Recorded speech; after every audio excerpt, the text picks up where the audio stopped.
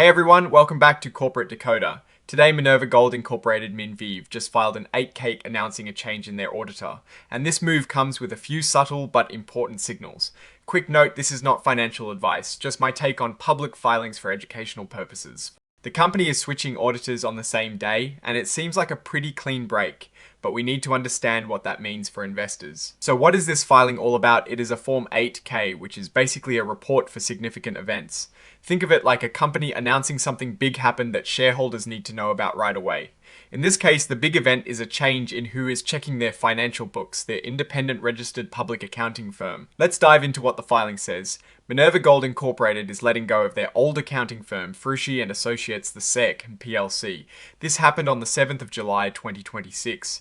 They are immediately effective. The company is telling their new auditors, Boladale, Lawal and Company, that the old firm can talk freely with them. This is standard practice to make sure the new accountants get a complete picture. Fruci had been with the company for at least the last 2 fiscal years, ending on the 28th of February 2026 and 2025. The filing is very clear here. There were no disagreements on accounting methods, how they reported their finances, or any auditing procedures. This is good news.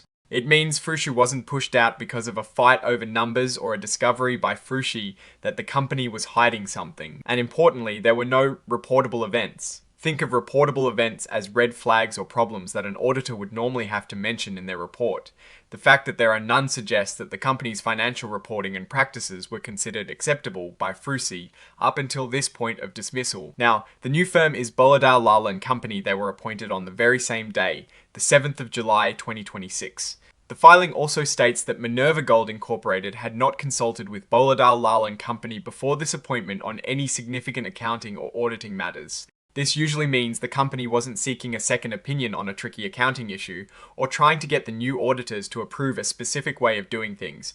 It suggests this change was likely more about strategy or potentially cost, rather than a disagreement with the previous auditors. There is also a letter from the old auditors, Fruci, confirming their agreement with the statements made in this filing. You can find that as Exhibit 16.1. This is another piece of evidence showing it was likely a mutual, or at least an agreed upon parting of ways. Minerva Gold Incorporated is also stating that they are an emerging growth company. This means they are a smaller company and can, for a period, follow less strict accounting rules than larger, more established companies. This can make their financials look a bit different and sometimes less detailed. They have also elected not to use the extended transition period for new or revised financial accounting standards. This is a bit of a technical point, but it means they will adopt new accounting rules sooner rather than later, which is generally seen as a sign of being proactive with financial reporting. The filing is signed by Zhang Changcheng, the Chief Executive Officer, on the 9th of July 2026. The date of the report is the 9th of July 2026, but the earliest event reported is the 7th of July 2026. This small gap is normal as they finalize the paperwork. Now, let's think about what this all means. A change in auditor, especially when it is clean with no disagreements, can sometimes precede other changes within a company.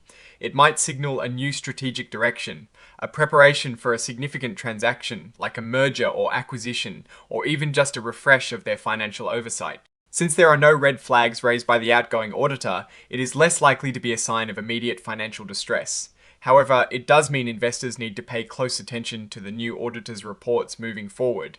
They will be the ones looking under the hood for the company's upcoming financial statements. What I am actually looking for is how Boladale, Lawal and Company will approach their audits in the coming periods. Will they bring a fresh perspective, or will things continue as they have been? The lack of any disclosed disagreements is positive, suggesting stability from the old firm's perspective. However, a new firm can sometimes uncover things that were previously overlooked or simply interpreted differently. Oh, and the research tools I actually use are linked in the description. They help keep this channel going. That is my take. Stay decoded. If this analysis was valuable, hitting that like button really helps, and subscribe for more deep dives, and check the Discord in the description.